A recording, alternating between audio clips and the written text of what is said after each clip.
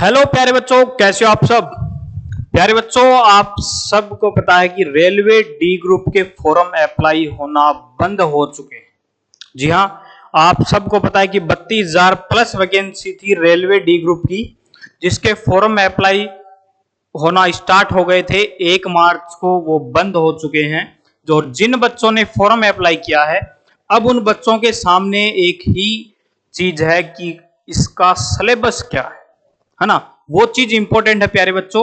आपने फॉर्म तो पहला जो स्टेज है फॉर्म अप्लाई करने का ऑनलाइन, वो आपने कंप्लीट कर लिया है। लेकिन जो बच्चे रेलवे डी ग्रुप की तैयारी कर रहे हैं, जो बच्चे रेलवे डी ग्रुप की तैयारी कर रहे हैं, उन बच्चों के लिए ये सिलेबस पता होना आवश्यक है। क्योंकि फर्स्ट स्टेज है, इसके अंदर एग्जाम है और एग्जाम के लिए आपको सिलेबस पता होना ही चाहिए। तो आज अपन यहाँ पे देखो, मोटा मोटी जानकारी आपके लिए है। रेलवे डी ग्रुप की जो भर्ती है 2025 की, उसमें एक तो अपन बात करेंगे एग्जाम का पैटर्न क्या रहेगा, और उसमें आपके पास पूरा सिलेक्शन का प्रोसेस क्या रहने वाला है। उन सब बातों के ऊपर अपन चर्चा करने वाले हैं। ठीक है, आपका ये जो सिलेबस है पूरा हिंदी में आपको पूरा मैं बताऊंगा। ठीक है, एक एक जानकारी आपको देंगे, टॉपिक वाइज अपन बात करेंगे, क्योंकि सिलेबस और एग्जाम का जो पैटर्न है वो आपको पता होना चाहिए प्यारे बच्चों, एग्जाम की तैयारी करने से पहले। अगर जिन बच्चों को एग्जाम का पैटर्न पता है, वो बच्चे आसानी से रेलवे डी ग्रुप का सिलेक्शन है वो ले सकते हैं। ठीक है, तो ये आज अपन यहाँ पे बात करेंगे किसके बारे में, आरआरबी ग्रुप डी की जो वैकेंसी है उसके सिलेबस के बारे में। 2025 की जो वैकेंसी है 32,000 प्लस वैकेंसी है प्यारे बच्चों। कितनी है? 32,000 प्लस जो वैकेंसी है उनके बारे में पूरा सिलेबस आज अपन यहाँ पे पढ़ने वाले हैं। ठीक है, इसके अंदर बच्चों आपको देखो सब्जेक्ट वाइज टॉपिक जो हैं उनके बारे में बताया जाएगा। ठीक है, हर सब्जेक्ट का जो टॉपिक है किस प्रकार से आपका जीके का पोर्शन रहेगा, मैथ्स का पोर्शन रहेगा, रीजनिंग का पार्ट रहेगा, उन सब बातों के ऊपर एकदम धीरे धीरे आसानी से टॉपिक वाइज आपको पूरी जानकारी यहाँ पे अपन देने वाले हैं। ठीक है, सिलेबस है 2025 का आरआरबी डी ग्रुप का। ठीक है बच्चों, देखो सबसे पहले बात करते हैं कि इसके अंदर कौन कौन से टॉपिक रहने वाले हैं, कौन कौन से सब्जेक्ट रहने वाले हैं ना। आरआरबी ग्रुप डी जो भर्ती है प्यारे बच्चों, उसके सिलेबस के अंदर देखो सबसे पहले आता है आपका मैथमेटिक्स। ठीक है, मैथमेटिक्स का पार्ट रहेगा आपका। ठीक है, रीजनिंग का पार्ट रहने वाला है। ठीक है, जनरल अवेयरनेस जिसके अंदर करंट अफेयर वगैरह वो सब चीजें आएंगी, जो अपन आगे पूरी तरीके से आपको एक एक जानकारी देने वाले हैं, पूरे एग्जाम पैटर्न के तरीके से बताएंगे, है ना। फिर चौथा है साइंस। ठीक है, इनके अंदर इन चारों सब्जेक्ट में सबसे बड़ी भूमिका कौन कौन से सब्जेक्ट की रहेगी, इन सब बातों के ऊपर भी अपन चर्चा करेंगे प्यारे बच्चों, है ना। ठीक है, तो देखो एग्जाम का पैटर्न देखते हैं इसके अंदर अपना। ठीक है, मोटा मोटी जो भी जानकारियां हैं वो सब चीजें आपको यहाँ पे अच्छे से शो होने वाली हैं। ठीक है, इसको थोड़ा सा जूम कर लेते हैं ना, ताकि आपको अच्छे से पूरा जो एग्जाम का जो पैटर्न है वो आपको दिखाई दे। ठीक है बच्चों,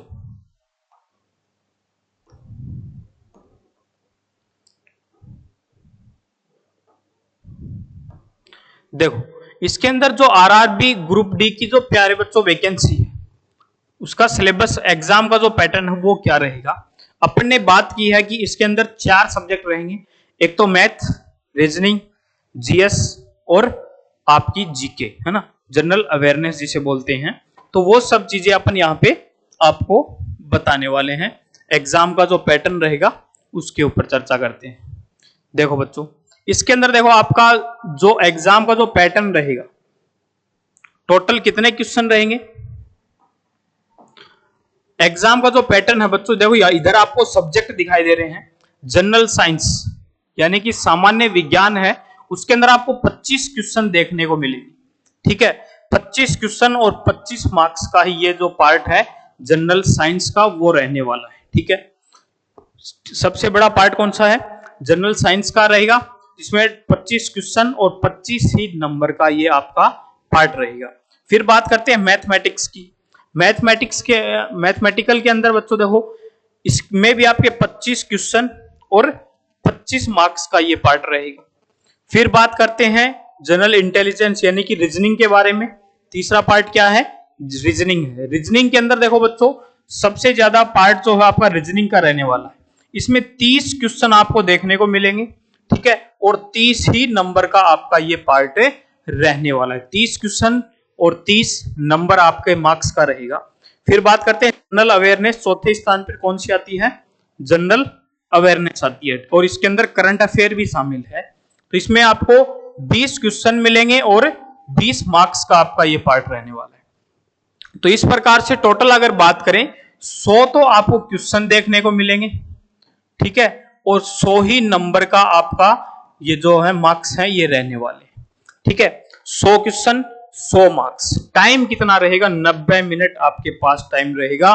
प्यारे बच्चों समय बहुत कम है, ठीक है, ये समय काफी सफिशिएंट होगा अगर आपकी तैयारी है तो। प्यारे बच्चों आपके पास मात्र और मात्र 5 से 6 महीने। इसके अंदर आपको स्मार्ट स्टडी के तौर पे आपको सिलेबस पता होना चाहिए, एग्जाम का पैटर्न पता होना चाहिए, किस प्रकार से क्वेश्चन आ सकते हैं, किस प्रकार से मैं तैयारी करूं कि मेरी जल्दी से मतलब सफलता कंप्लीट हो और मेरा जो एग्जाम का जो पैटर्न है, सिलेबस है, वो भी कंप्लीट हो, ठीक है। तो वो चीज इंपॉर्टेंट है प्यारे बच्चों। तो इसके अंदर आपके जो नंबर क्वेश्चन रहेंगे 100 क्वेश्चन और 100 मार्क्स का आपका रेलवे डी ग्रुप का एग्जाम है वो रहने वाला है। टाइमिंग आपका रहेगा इसके अंदर 90 मिनट, ठीक है। अब इसके अंदर बात करते हैं आगे सिलेक्शन का जो प्रोसेस है वो क्या रहेगा और कौन कौन से सब्जेक्ट से कौन कौन से टॉपिक्स आएंगे, वो चीज इंपॉर्टेंट है ना, ठीक है। तो आप इन चीजों का स्क्रीनशॉट लेकर के रख ले ताकि आपके ये आगे काम आ सके बच्चों, है ना। इसके अंदर अगर बात करें नेगेटिव मार्किंग की, 1/3 आपका इसमें नेगेटिव मार्किंग रहेगा, ठीक है। सिलेक्शन की प्रोसेस बात करें, सबसे पहले आपका सीबीटी फेस्ट होगा, ठीक है। सीबीटी फेस्ट में आपको 4 सब्जेक्ट देखने को मिलेंगे। 100 नंबर का आपका पेपर होगा सीबीटी फेस्ट और 100 ही क्वेश्चन आपको देखने को मिलेंगे। 90 मिनट का आपका टाइम रहेगा। सबसे पहली स्टेज रहेगी आपकी एग्जाम की। तो प्यारे बच्चों आपके पास 5 से 6 महीने हैं इस भर्ती के लिए। सब कुछ भूल जाइए, निचोड़ दीजिए एक एक सब्जेक्ट को ताकि आपका सिलेक्शन रेलवे डी ग्रुप में हो सके। प्यारे बच्चों बिल्कुल आसानी से आपका सिलेक्शन होगा। मात्र और मात्र आपको 5 से 6 मंथ तैयारी करनी है और किस प्रकार से करनी है वो चीज भी अपन अपने चैनल के ऊपर आपको पूरी जानकारी देते रहेंगे, ठीक है। फिर आपका फिजिकल एफिशिएंसी टेस्ट होगा, पीईटी जिसे बोलते हैं, ठीक है। और फिर लास्ट स्टेज रहेगी आपकी डॉक्यूमेंट से वेरिफिकेशन और नॉर्मल जो मेडिकल होता है रेलवे डी ग्रुप का, उस हिसाब से अलग अलग कैटेगरी के हिसाब से वो आपका मेडिकल होगा, ठीक है। तो ये था पूरा आपका एग्जाम का पैटर्न और सिलेक्शन का प्रोसेस। टोटल वैकेंसी है जो वो कितनी है? 32,438 वैकेंसी है, यानी कि प्यारे बच्चों 32,000 प्लस वैकेंसी हो गई लगभग, ये है ना। तो प्यारे बच्चों तैयारी है वो अपनी निरंतर करते रहें। फिर अपन बात करते हैं इसके अंदर, देखो बात करते हैं अपन जनरल अवेयरनेस का जो पार्ट रहेगा अपना, उसके अंदर क्या क्या चीज आने वाली है, ठीक है। आरआरबी ग्रुप डी की बात हो रही है ना, तो इसके अंदर देखो सबसे पहला पार्ट है general awareness and current affair. इसका जो पार्ट है प्यारे बच्चों, इसमें देखो करंट अफेयर का जो पार्ट है उसके अंदर कौन कौन से टॉपिक रहेंगे आपके। करंट अफेयर की बात करते हैं ना, थोड़ा सा देखो बच्चों, करंट अफेयर की बात करें, सबसे पहला टॉपिक यहाँ पर कला और संस्कृति से संबंधित जो भी चीजें करंट में दोहराई जाएंगी वो चीजें पूछी जाएंगी। जैसे कि अभी जैसे बच्चों 26 जनवरी के ऊपर जो भी कला संस्कृति की जो दिल्ली में मतलब आयोजन हुआ था, है ना, जी 26 जनवरी का, तो वहां पे जो भी कला संस्कृति के बारे में जो भी चीजें हैं वो सब चीजें जो करंट में हो रही है, मतलब आपके पास ये मान के चलो 1 साल का, है ना, 1 ईयर, 1 साल का करंट अफेयर है वो लगभग आपको इसके अंदर ज्यादा से ज्यादा देखने को मिलेगा, ठीक है। फिर है आपके पुरस्कार और सम्मान। पुरस्कार और सम्मान जैसे अभी कोई पुरस्कार दिए जा रहे हैं, जैसे कोई भी किसी भी प्रकार के पुरस्कार हो सकते हैं, अर्जुन अवार्ड हो सकते हैं, हॉकी से संबंधित कोई भी खेल पुरस्कार हो सकते हैं, तो वो सब उनसे संबंधित आपको जानकारी होनी चाहिए। व्यापार और अर्थव्यवस्था, प्यारे बच्चों ये देखो ये सबसे बड़ा डार्क सीन चल रहा है, रेड जोन में चल रहा है प्यारे बच्चों, भारत देश की अर्थव्यवस्था। फिलहाल ये करंट में मुद्दा है, इससे संबंधित एक क्वेश्चन आपको जरूर देखने को मिलेगा रेलवे डी ग्रुप के हर पेपर के अंदर। क्यों? क्योंकि अभी 5 से 6 महीने में स्टॉक मार्केट है पूरा खत्म हो चुका है, भारत की जो अर्थव्यवस्था है वो लगभग खत्म होने के कगार पर है, क्योंकि पूरा जो मार्केट है वो क्रैश हो चुका है ना। तो लगभग ये मान लो 90 लाख करोड़ का नुकसान फिलहाल भारत को हो चुका है अभी तक, 90 लाख करोड़ बहुत होते हैं। तो ये आपका डार्क जोन है, इसमें से क्वेश्चन आपके जरूर बनेगा। पुस्तकें और लेखक, जैसे अभी नई पुस्तकों का विमोचन हो रहा है, उनके लेखक कौन है, किस पुस्तक का विमोचन किसने किया है, कहां पे किया है, वो सब चीजें है ना। समितियां और सिफारिशें, राष्ट्रीय मामले से संबंधित जो भी क्वेश्चन बनते हैं, समाचार के लोग जो मतलब नए नए न्यूज़पेपर वगैरह आते हैं उनमें समाचार में स्थान, रक्षा से संबंधित मतलब रक्षा मंत्रालय है, जो भी डिफेंस है उससे संबंधित जो भी चीजें हैं वो सब चीजें आएंगी है ना। दिन और कार्यक्रम से संबंधित, सरकारी जो भी योजनाएं होंगी उनसे संबंधित आपके क्वेश्चन पूछे जा सकते हैं।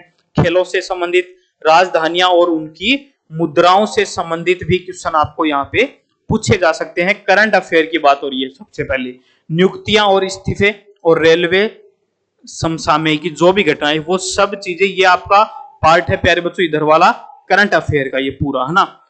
तो ये था आपका प्यारे बच्चों करंट अफेयर का पार्ट। फिर बात करते हैं अपन इतिहास के बारे में है ना। इतिहास का जो पार्ट है वो भारतीय स्वतंत्रता संग्राम जो घटनाएं हैं वो सब चीजें आपको पता होनी चाहिए। प्राचीन इतिहास के बारे में आपको जानकारी होनी चाहिए, ठीक है बच्चों। और जो मध्यकालीन इतिहास है उसके बारे में, स्वतंत्रता के बाद का जो इतिहास है वो सब चीजें। ज्यादा इसमें देखो कुछ नहीं है, इतिहास से संबंधित आपके 1 या 2 क्वेश्चन ही देखने को मिलने वाले हैं। फिर बात करते हैं राजनीति के ऊपर। भारत का संविधान आपको पता होना चाहिए और सरकारी जो पोर्टफोलियो है वो चीजें आपको पता होनी चाहिए है ना। ज्यादातर देखो अभी मुद्दा संसद में चल रहा है लगातार, तो उनसे संबंधित जो भी करंट की चीजें बन रही हैं आजकल एग्जामिनर पे, प्यारे बच्चों ये नहीं कि पुरानी चीजें उठा करके एग्जाम में दे दी, नहीं, वो क्वेश्चन उठा रहा है जो करंट में चल रहे हैं लेकिन वो इतिहास से संबंधित जुड़े हुए क्वेश्चन है ना। इस प्रकार के क्वेश्चन एग्जामिनर ज्यादा उठा रहा है। तो अभी आपको जो करंट में चल रहा है ना उससे संबंधित इतिहास क्या गवाह कर रहा है, जो क्वेश्चन बन रहे हैं वो चीजें आपके लिए इंपॉर्टेंट रहने वाले, ठीक है। तो बच्चों फिर बात करते हैं आपका भूगोल का। भूगोल आपका भारतीय भूगोल होना चाहिए जिसमें राष्ट्रीय उद्यान है, वन्य जीव और शताब्दियों से संबंधित जो भी है, नदियां तालाब हैं, वो सब चीजें आपके भूगोल के अंदर आ जाएंगी, ठीक है बच्चों। तो ये चीजें आपके लिए इंपॉर्टेंट होनी चाहिए। फिर बात करते हैं अर्थशास्त्र की। अर्थशास्त्र में देखो बच्चों आपके भारतीय अर्थव्यवस्था होनी चाहिए, आर्थिक संगठन, वैश्विक अर्थव्यवस्था आपको पता होनी चाहिए, व्यापार से संबंधित है जानकारी आपको होनी चाहिए, आर्थिक सिद्धांत और आर्थिक सुधार है ना। तो ये सब चीजें आपको पता होनी चाहिए। यहाँ पे देखो थोड़ा सा मिसप्रिंट हो गया है, यहाँ पे क्या आएगा, आर्थिक सुधार आएगा है ना। तो ये सब चीजें बच्चों आपका जनरल अवेयरनेस का पार्ट था। कौन सा था? जनरल अवेयरनेस का और करंट अफेयर का, ठीक है, ग्रुप डी से संबंधित। फिर अपन बात करते हैं इसके अंदर देखो जनरल साइंस की बात करते हैं ना। जनरल साइंस में देखो प्यारे बच्चों इसमें आपकी मोटा मोटी अगर जानकारी अपन करें तो आपको पता है कि भौतिक विज्ञान है पूरी कंप्लीट होनी चाहिए, रसायन विज्ञान और जीव विज्ञान। मोटा मोटी अगर बात करें भौतिक विज्ञान का जो पार्ट है इसमें आपका प्रकाश परावर्तन और अपवर्तन से संबंधित जो भी जानकारी है, मानव आंख और रंगीन दुनिया से संबंधित, बिजली से संबंधित, विद्युत धारा और चुंबकीय प्रभाव से संबंधित, वो सब चीजें किसके अंदर आएंगी, आपकी भौतिक विज्ञान के अंदर आएंगी, ठीक है बच्चों। तो ये चीजें आपको कंप्लीट होनी चाहिए। फिर बात करते हैं रसायन विज्ञान। रसायन विज्ञान में आपकी रासायनिक अभिक्रियाएं हैं और उनसे संबंधित जुड़े समीकरण हैं, अम्ल, क्षार और लवण से संबंधित, धातु और धातु, कार्बन, यौगिक, वो सब चीजें इसके अंदर आ जाएंगी, ठीक है। इसके अंदर अगर बात करें अन्य टॉपिक की बात करें, खगोल विज्ञान और अंतरिक्ष प्रौद्योगिकी, मतलब जैसे कोई भी खगोल विज्ञान का मतलब क्या है, जैसे कोई भी वैज्ञानिक से संबंधित या फिर कोई उपकरण है जिनका खोज फलाना, मतलब कोई भी खगोल वैज्ञानिक कर सकता है, कंप्यूटर और मोबाइल प्रौद्योगिकी मतलब कंप्यूटर का आविष्कार वगैरह है, सीपीयू से संबंधित है, मतलब जो भी कंप्यूटर और मोबाइल से संबंधित सभी जानकारियां आपको नॉलेज में होनी चाहिए। पोषण से संबंधित, सैन्य प्रौद्योगिकी, रोग जो भी बनते हैं अपनी बीमारियां जो हैं उनसे संबंधित जानकारी है ना, आविष्कार और खोज है ना। तो जिस प्रकार से नए नए आविष्कार हो रहे हैं, भारत में भी हो रहे हैं, बाहर भी हो रहे हैं, भारत के द्वारा क्या क्या खोजें की गई हैं, आविष्कार किए गए हैं, वो सब चीजें आपकी जनरल साइंस के अंदर आती हैं। ठीक है, फिर बात करते हैं आपका जीव विज्ञान का जो पार्ट है वो क्या रहने वाला है ना। जीव विज्ञान की अगर प्यारे बच्चों देखो बात करें अपन, इसमें जीवन से संबंधित जो भी प्रक्रियाएं वो आपको पता होनी चाहिए, नियंत्रण एवं समन्वय, जीव प्रजनन से संबंधित, ठीक है, अनुवांशिकता के जो भी गुण हैं वो सब चीजें, ठीक है, वो सब चीजें आपको पता होनी चाहिए, और पर्यावरण से संबंधित। तो ये प्यारे बच्चों पूरा आप देखो, इनका स्क्रीनशॉट है वो अपने पास लेकर के रखें ताकि आप एक बढ़िया तरीके से पैटर्न बना सकें। और अगर आपको अपना टेलीग्राम चैनल है प्यारे बच्चों, कौन सा है, आरएसडी कोचिंग क्लासेज के नाम से है ना, क्या है, आरएसडी कोचिंग क्लासेज के नाम से टेलीग्राम चैनल है, जिसका लिंक भी आपको डिस्क्रिप्शन में मिल जाएगा।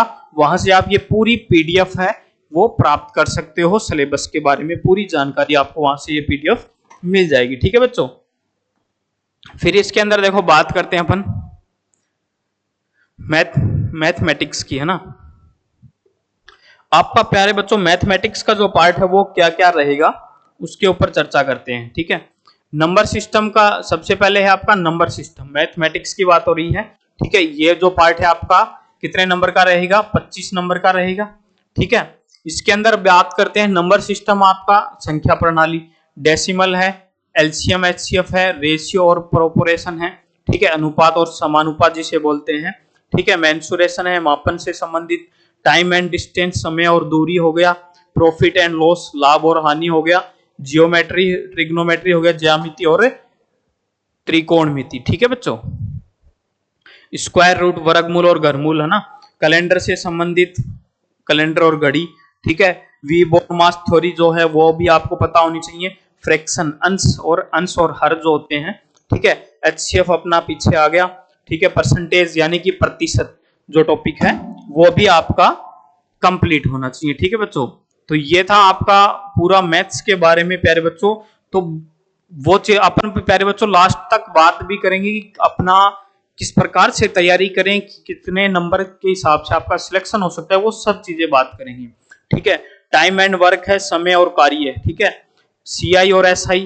ठीक है, कंपाउंड इंटरेस्ट और सिंपल इंटरेस्ट। ठीक है, साधारण ब्याज और चक्रवर्ती ब्याज, एलजेब्रा बीज गणित की बात हो रही है, एलिमेंट्री एंड स्टैटिक्स प्राथमिक सांख्यिकी, एज कैलकुलेशन। ठीक है, पाइप और टंकी हो गया। ठीक है, पाइप और सिस्टम है ना, पाइप और सिस्टम हो गया, पाइप और टंकी। तो ये सब चीजें हैं प्यारे बच्चों, आपका पूरा जो पार्ट है ये मैथ्स का रहेगा। अब अपन बात करते हैं रीजनिंग का, जो सबसे ज्यादा पार्ट रहेगा आपका किसका रहेगा, रेलवे डी ग्रुप के एग्जाम के अंदर प्यारे बच्चों रीजनिंग का रहेगा ना, उसके ऊपर बात करते हैं।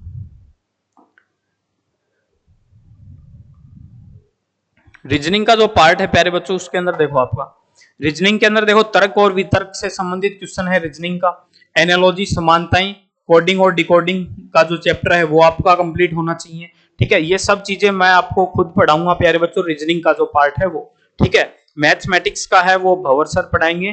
ठीक है बच्चों, तो और रिलेशनशिप, ब्लड रिलेशन जिसे बोलते हैं।